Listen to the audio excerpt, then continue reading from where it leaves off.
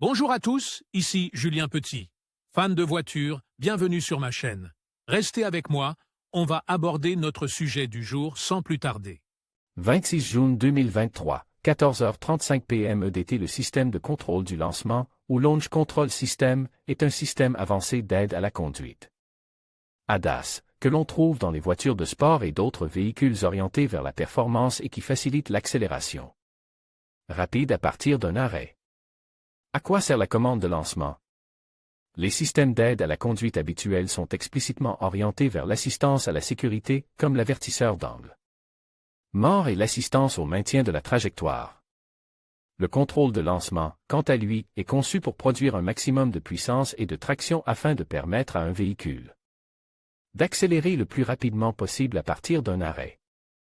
Bien que la partie « contrôle » de son nom ait un aspect sécuritaire, l'accent est mis sur le « lancement » et les temps de passage de 0 à 60 000 par heure. Le launch control est-il un mode de conduite?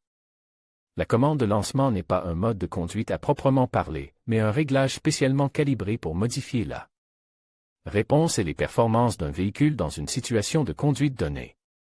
Dans le cas présent, il s'agit d'une accélération maximale à partir de l'arrêt. Comment fonctionne le contrôle de lancement? Dans une course d'endurance, sortir de la ligne plus vite que la concurrence est aussi important que la puissance du moteur. Dans ce scénario, le patinage des roues est l'ennemi. Supposons que le véhicule de votre adversaire ait un patinage minimal lorsqu'il effectue un burn-out involontaire sur la ligne de départ. Dans ce cas, ses 800 chevaux n'auront aucune importance si sa voiture de 700 chevaux est à mi-chemin de la ligne droite lorsque ses pneus adhèrent.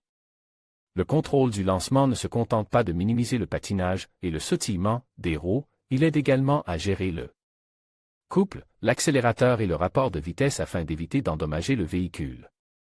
Sans contrôle de lancement, le risque de surrégime du moteur et de surchauffe de la transmission est plus élevé.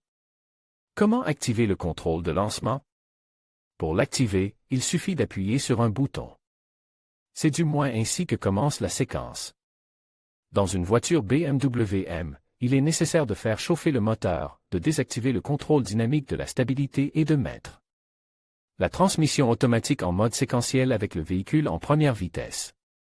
La séquence se déroule alors comme suit, appuyez sur le frein et maintenez-le, appuyez sur l'accélérateur jusqu'à ce que vous donniez un coup de pied et maintenez-le, attendez qu'un drapeau de démarrage apparaisse sur le panneau d'information du conducteur.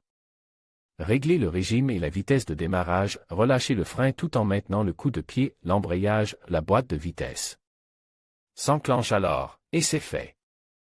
Le processus est similaire pour les véhicules Dodge L4, les instructions étant également affichées dans le centre d'information du véhicule. Une légère variation est nécessaire avec la Challenger SRT Demon bien-aimée, qui dispose d'une fonction de transbordement. En utilisant le levier de vitesse pour activer le contrôle de lancement, le Transbrake bloque l'arbre de sortie du véhicule et permet un lancement sans frein. Pour le reste, la séquence d'initiation reste la même. Quand utiliser la commande de lancement?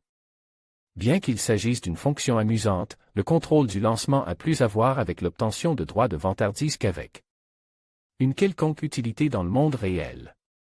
En dehors du sport automobile professionnel, de nombreux week-ends sur les circuits locaux interdisent l'utilisation de la commande de lancement. De plus, en ville, il n'est pas judicieux de générer une puissance considérable simplement pour accélérer d'un feu rouge à l'autre. Sans parler de toutes les autres choses qui peuvent mal tourner lors d'une accélération pure et débridée.